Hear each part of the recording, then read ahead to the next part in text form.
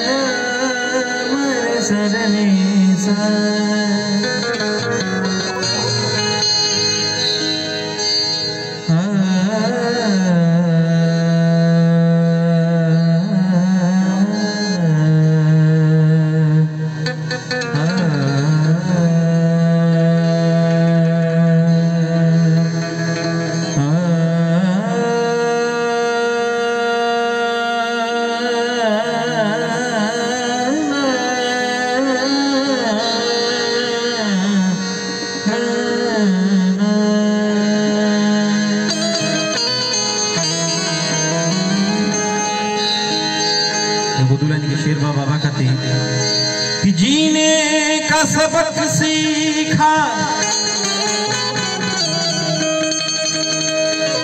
बाबा के फकीरों से,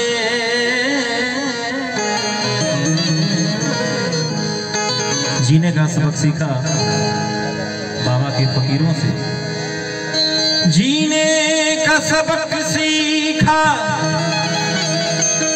बाबा के फकीरों से, तकदीर झलकती है हाथों की लकीरों से। इसलिए दोनों हाथ ऊपर करके एक बार प्रेम से बोले परमेश्वर नाथ बाबा की। तो सबसे पहले हमनी के महादेव जी जरा के अपन इष्ट मानीला, गुरु मानीला, वहाँ के राम जी हैं। राम जी जरा का अपन इष्ट मानीला, गुरु मानीला, वहाँ के महादेव जी। देखिए कितना संयोग बा। तो सबसे पहले वो राम जी के भजन बा, ओकरा बाद भोलेनाथ के भजन सुनाई हम।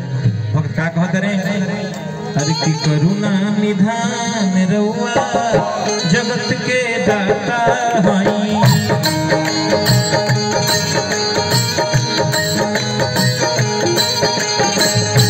करुणा निधान रउआ जगत के दाता हई।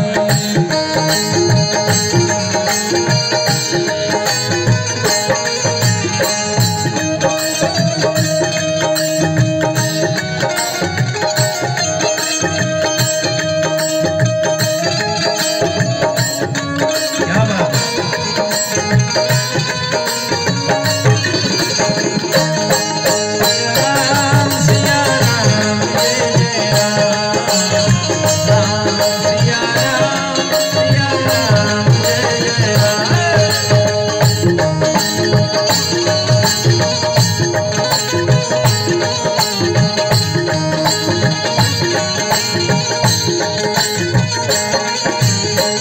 और कहा कि मती के फेर देनी,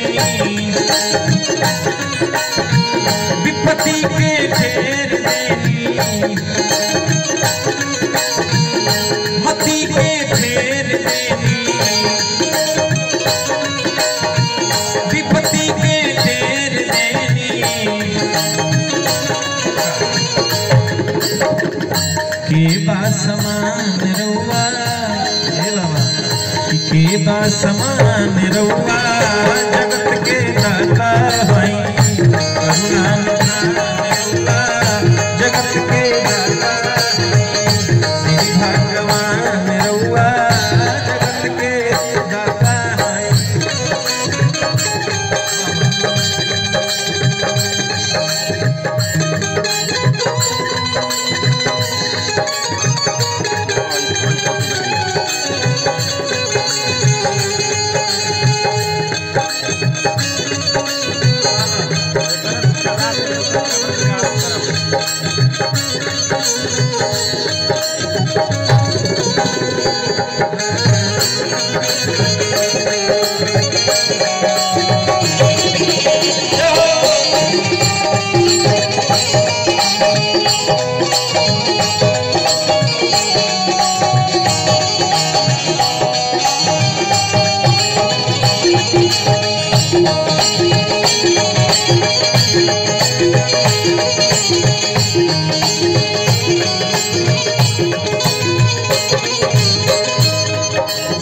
जी सब बैर पहले खा के अपने देखने की कौन मीठा बा कौन कड़वा तो नहीं थे कि भक्त से मरी भर गईनी प्रेम से बेरवे खैनी भगवान भक्त के भाव देखिला स्नेह देखिला प्रेम देखिला लगन देखिला कि कितना दिल से चाहत हमरा के कि भक्त से मरी भर गईनी प्रेम से बेरवे खैनी और का कि छोड़ी के भगवान रउआ छोड़ी के भगवान रउआ जगत के दाता हई करुणा रउआ जगत के दाता हई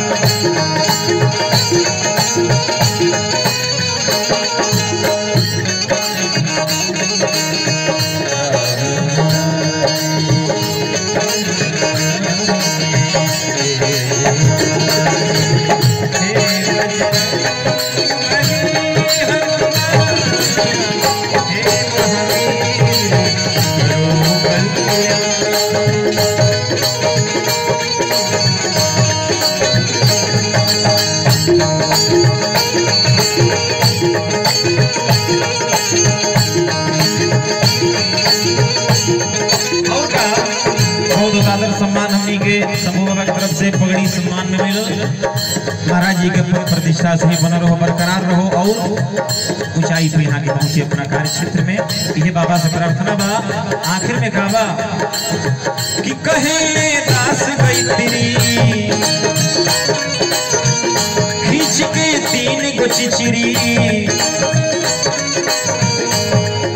देखिए हमने के क्षेत्र जो बा ये हमने के गायत्री बाबा के क्षेत्र बा आई बहुत ही प्रसिद्ध भजन बा आयकरा के और प्रसिद्ध कैनी पूज्य राजन जी महाराज आज वहाँ के ऐसा कोनो सनातनी परिवार में के जहाँ की भजन भोर में ना बाजत हुई तो का कहे के बा कहिले दास गई तेरी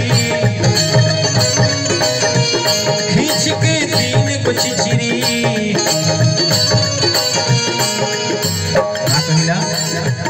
के बा समान रउआ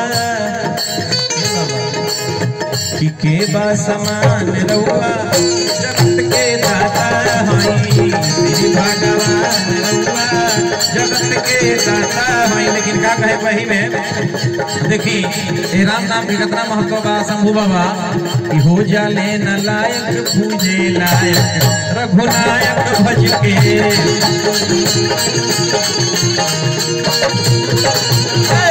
उजले नालायक पूजे लायक रघुनायक भज के ए हो रघुनायक भज के हो रघुनायक भज के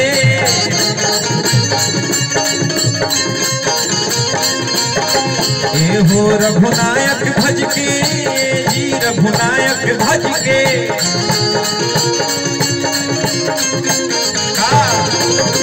हो जाले नालायक पूजे लायक रघुनायक भज के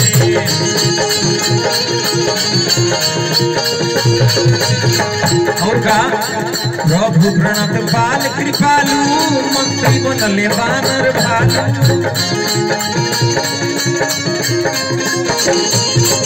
बताई आज के डेट में आदमी आसानी से मंत्री नेता निकल बनता हो अब भगवान की कृपा से बानर भालू मंत्री बन जाता है कि प्रभु प्रणत पाल कृपालु मंत्री बनले बानर भालू और का कहाँ ऐसन खइबो बरदायक रघुनायक भज के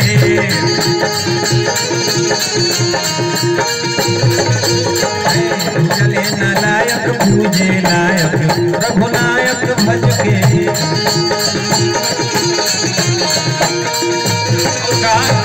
सबरी मलहवा करे हरे राम हरे हरे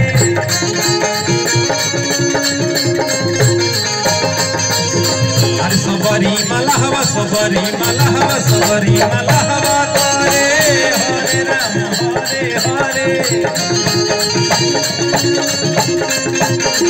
और का चरण कमल सुखदायक रघुनायक भज के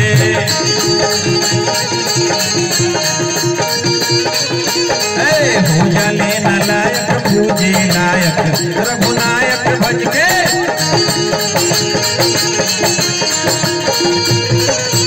और का देखी हमनी के राम जी में इतना शीतलता रहे, यही सभा के मर्यादा पुरुषोत्तम राम कहल गया। ये घड़ी तो पुरुष बनल बहुत बहुत मुश्किल काम बा, वहां के तो महापुरुष मर्यादा पुरुषोत्तम राम।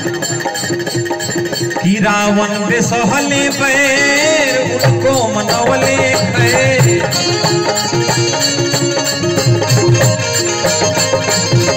कि रावण बेसहले बैर उनको मनवले बैर। और का कहाँ ऐसन हाकिम निर्णायक रघुनायक भज के।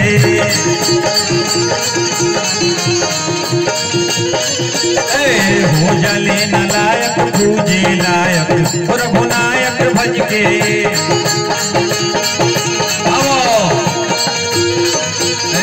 हो जाले नालायक पूजे लायक रघुनायक भज के।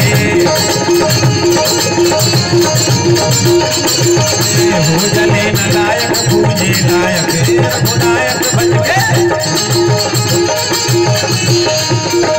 प्रेम से बोल श्याम रामचंद्र की।